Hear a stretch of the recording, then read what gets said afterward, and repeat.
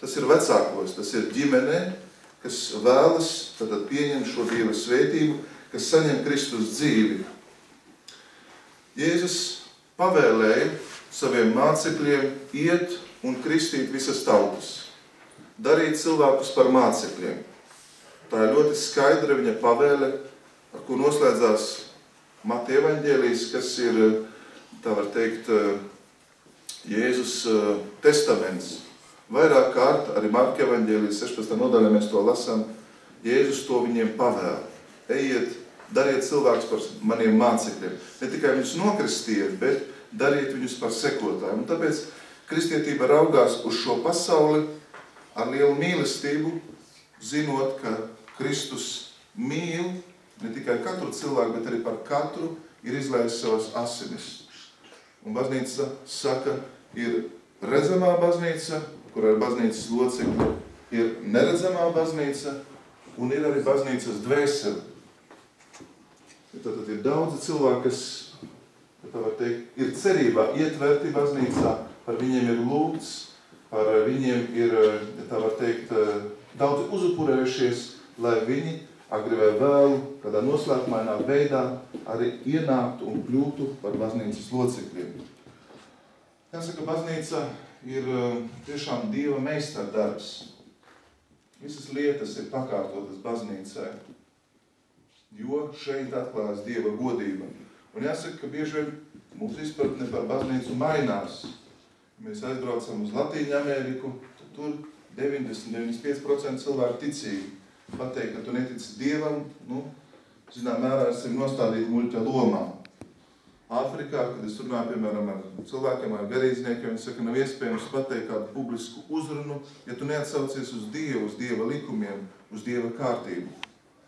Protams, mēs Eiropā, un īpaši, es domāju, Rietuma Eiropa, piedzīvojam zināmu krīzi, zināmu pārbaudījumu baznīcas dzīvē, bet tā tas ir bijis vienmēr. Mēs paskatītos statistikā, tad maldos pusotra miljārda cilvēku tātad sevi sauc par kristiešiem. Un 1 miljārds, 300 miljoni ir katoļu ticīgi, ir piederīgi katoliskai baznīcai. Tad, protams, ne jau skaits ir noteicošais, bet, kā Kristus saka, ja sāls zaudē sāļumu, ar ko tad sālīs? Dažreiz vienmēr tāds faktors, ja nav kvalitātes, ja nav šīs sāļuma, ja nav šīs dedzības, tad bieži vien tā ir pretliecība. Un Kristus uzsver uz šo atgriešanos, uz šo jauno dzīvi, uz šo liecību. Un, lai šo liecību labāk izdzīvotu, mums ir labi izprast, kāda ir baznīca, kādu ir vēlējies Kristus. Mēs vienmēr atgriežamies pie Kristus modeļā un saprotam, ka tas ir mūsu ideāls. To mēs varam lasīt apustuļu darbos. Apustulis Pāvils raksta vēstules, atklāsmes grāmata mums runā, kāda ir jābūt baznīcai. Un, lai to labāk saprastu, mums ir jāskatās uz to, kā rīkojas pats Jēzus. Jēzus aicināja mācekļus. Viņš izveidoja mazu pulciņu, skolnieku, bet viņš viņam nelasīja lekcijas, bet viņš bija ar viņiem kopā. Viņš viņus apmācīja un pēc tam viņš viņus sūtīja. Un redzam, ka tad baznīca savā iesākumā nebija kaut kāda teorētiska, bet bija ļoti konkrēta un praktiska. Bet tā neaprobežojās ar tikai 12 cilvēkiem. Mēs lasām citā vietā, ka ir 72, kas tiek sūtīti, vēlāk 144. Un tādi kā koncentrēti loki bija ap Jēzu. Piemēram, tad, kad Jēzus pavēro maizi, viņš liek mācekļiem apkalpot pārējos. Viņš sasēdina cilvēkus pa 50. Tad mēs redzam, ka baznīca nav vienkārši tāda, bezpersonas cilvēku masa, bet arī ir sava struktūra. Un šo struktūru ļoti svarīgi ir redzēt, un tā tad palīdz baznīcas svētapšanas darbā. Es došu vienu piemēru. Es biju students, kalpoju Liepājā, un tā palika prātā kāda sieviete, kas sacīja, viņa saka, es uz baznīcu jau kādus 2 gadus eju, un aizmugurā apsēžos, un pasēžu, un paklausos kurnā, un aizēju projām. Un tā tas būtu turpinājies, un man bija liels pārsteigums, kad atnāca studenti un uzrunāja mani un kaut ko gribēja kā pēc 2 gadiem.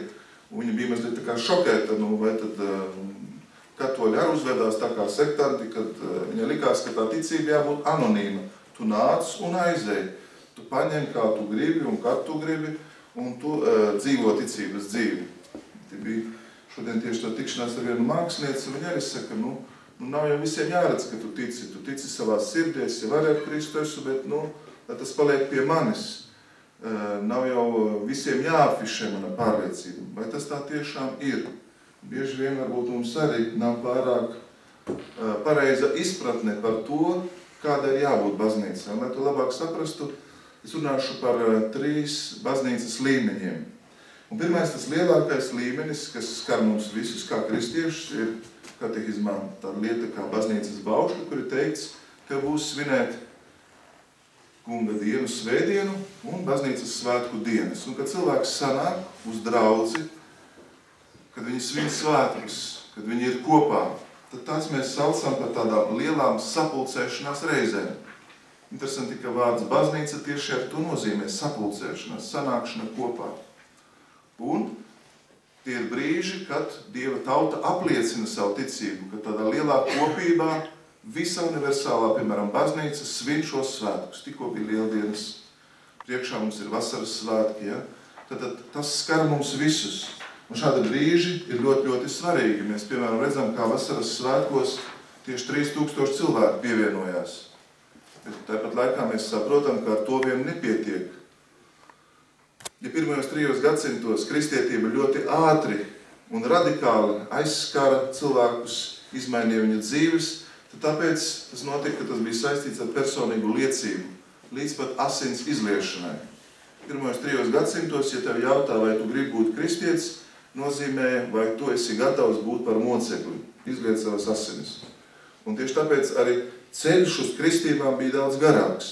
Ir dažādi pārbaudījumi, ka cilvēkam vajadz apliecināt, ka viņš atsakās no pasaulīga dzīvesveida, ka viņš neiet svētnīcās un tempļos, ka viņš neziedo pagāniem un tā tālāk. Un tikai tad, ja cilvēks bija jau tikumā stiprs, viņš tika kristīts.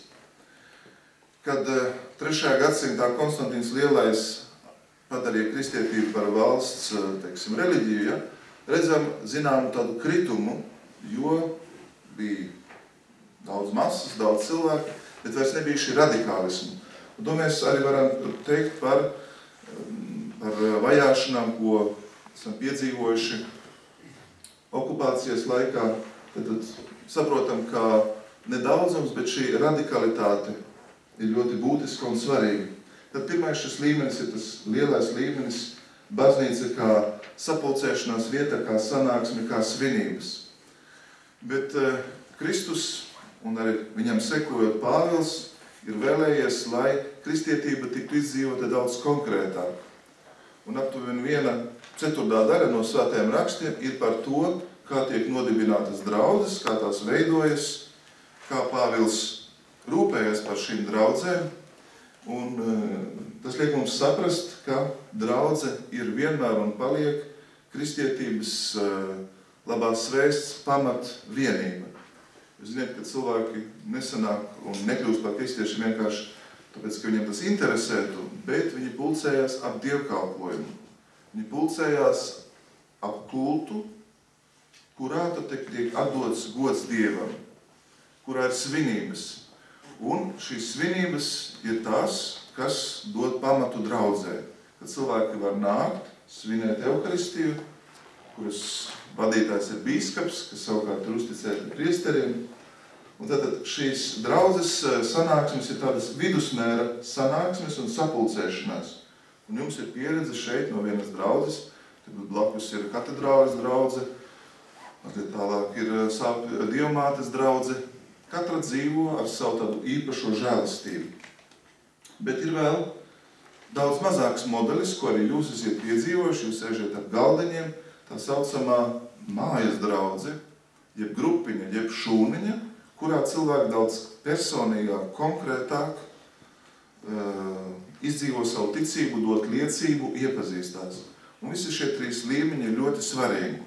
Baznīca nevar pastāvēt tikai, ja ir viens līmenis apakšējais, piemēram, vai tikai augšējais. Un, zinām, mērā tāda ir baznīcas pieredze un īpaši pieredze, ko baznīca izdzīvo, ka tādas mazās grupas ļoti palīdz, tā var teikt, padziļināt kristīgās vērtības, atgriezties pie evaņģēlija radikālismu. Daudz arī saka, ka tā ir nākotnes baznīca, īpaši pārbaudījumu laikos, kā ar tādu vienkāršu piederību baznīcai vairs nav pietiekoši, jo pasaules spiediens ir tik liels, ka ir tam ļoti grūti pretī stāvēt. Tad šīs mazās grupas var būt ar dažādiem mērķiem. Tās var būt, piemēram, bībeles studijas, tas var būt evaņģelizācija, te tikko pieminēja, piemēram, Marijas leģionu vai kalpošanu. Tās ir arī dažādas kopienas un kustības, kas sapulcina cilvēkus vienam mērķim. Tas tad ir ļoti būtiski un labi. Zinām, mērā daži no jums jautāja, kā būs tālāk. Vai mūsu draudzē grupiņas, kuras jūs esat izveidojuši, turpinās pastāvēt? Tas, domāju, ka ļoti tāds loģisks jautājums. Jūs varbūt nepastāvēs tādā veidā, bet pēc formācijas tiks dota iespēja izveidot, teiksim, jaunas grupiņas, bet ne tikai pēc tādām personīgām simpātijām, bet grupās, kur cilvēki tātad dzīvo no Dieva vārda, lūdzās, evaņģelizē, iesaistās kalpošanā un arī padziļina savu kristīgu identitāti. Tāds ir piedāvājums un tas ir tāds loģisks turpinājums alfa kursam. Mēs to gribam tā pamazām sagatavot. Tas ir bijušas vairāk tādi kā mēģinājumi, iedīgļi, aizmetņi un daži jau arī ņem dalību grupiņās tādās. Domāju, ka arī mēs uz to ejam. Nākošais punkts jūsu grāmatiņās – Dieva ģimene. Dieva ģimene. Es mēģināšu rezumējuši runāt. Ja mēs paskatāmies uz savām ģimenēm, tad redzam, ka tur nav visi vienādi. Bieži vien ģimenē var būt tik atšķirīgi, cilvēki tiešām ir jābrīnās, bet tāpat laikā te ir un paliek viena ģimene. Un ģimeni vieno viena pieredze, viens iesākums, kaut kāds īpašs uzdevums, un baznīcu mēs saucam par Dieva ģimeni. Un viens no priekšnoteikumiem, lai ģimenes locekļi justos laimīgi, ir vienotība, jeb vienprātība. Lēmumos, dzīvē, jūs zināt, piemēram, arī baznīcā ir tādas ģimenes ordeņi, dominikāņi, franciskāņi un tā tālāk. Un ir tāds princips, piemēram, pie dominikāņiem, lai būtu dominikāņu ordenis, vienmēr 2/3 brāļu ir jābūt mājās. 1/3 tik var būt projām. Ja gadījumā, piemēram, brāļi ir vairāk kā puse projām, tad tā vairs nav dominikāņu ordeņu ģimene. Tas ir tāds pat nerakstīts princips. Un ģimene ir tad, ja mēs, tā var teikt, cenšamies sevi dāvājam, gaidām no otra, un ir šī mīlestības, sadraudzības apmaiņa. Un svarīgi ir saprast, ka arī Dieva plānā mēs visi veidojam vienu ģimeni. Ja jūs nedibināt daudzas baznīcas, viņš dibinā vienu baznīcu, un pat ja mēs esam dažādās tradīcijās, mums vienmēr ir jāveicina kristiešu vienotība. Mums ir jāmeklē tas, kas mūs vieno. Piemēram, Jānis Pāvils II bija aizbraucis uz Āfriku, pie viņa nāca kristieši. Viņš teica, ja mēs pārstāvam tādu uzskatus, mēs esam no tāda draudze, viss tas būtu labi, bet mēs nesaprotam tikai vienu, kāpēc mēs esam sašķelti, kāpēc mēs esam, tā var teikt, dzimuši dažādi, jo tāpēc, ka misionāri atbrauc un katrs evaņģelizē savā veidā un arī šo sašķelšanu, tā var teikt, pārnes. Un tāpēc Svētais gars ir tas, kas vienmēr meklē vienotību, un tā ir Svētā gara zīme, ka šī vienotība ir Dieva darbs un arī Dieva vēla. Kristus pēdējās vakariņās lūdz, lai viņi visi ir vienoti, kā tu tavs manī. Un ir svarīgs princips, jums viņš arī atzīmēs grāmatiņā, ir svarīgākās lietās vienotība, apšaubāmās lietās brīvība un visās lietās mīlestība. Tas ir būtisks, svarīgs princips, kas liek pacelties pāri sašķeltības mūriem. Ja mēs savā starpā strīdamies un runājam par kristiešiem, citas tradīcijas, vai konfesijas, vai pārliecības, slikti mēs it kā nostādām Dievu neērtā stāvoklī. Mēs sakām, Dievs, tev ir jāizvēlās, vai nu viņi, vai nu mēs. Nevar būt, ka viss ir labi. Tad vai tu esi ar mums, vai ar citiem. Un tas nekad tā nevar būt. Tas nozīmē, tāda nav Dieva griba. Dievs nav radījis baznīcu, kas ir fragmentēta, ja? Kādi mēs pat labā nesam. Tās ir, teiksim, grēka sekas, tas ir cilvēku ļaunums un vājības. Un jāsaka, bieži vien arī šodien cilvēki atnāk un saka, es piedaru tai tradīcijai, bet man nekas nav pretī iet pie citiem un uzdod jautājumu, kāpēc tad mēs esam šķirti, kāpēc tie domā savādāk. Un, protams, tas prasa tādu, ja tā var teikt, piepūli iepazīt otru, nerunāt par otru sliktu, ar cieņu, ar mīlestību, ar to, kas mūs vieno, tad iet kopīgi šo ceļu.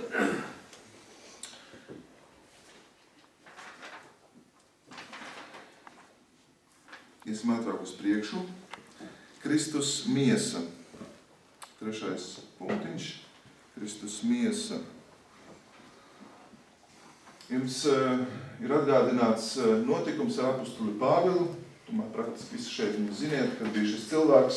Sākumā viņš vajāja kristiešus un daudz darīja, lai viņus ieslodzītu. Viņš pat pēc savas iniciatīvas ceļā uz Damasku, dodoties vēlējās iegūt arvien vairāk kristiešus un apspiest šo tādu, teiksim, kaitīgo judaismam sektu, un viņš šī ceļā satiek Kristu.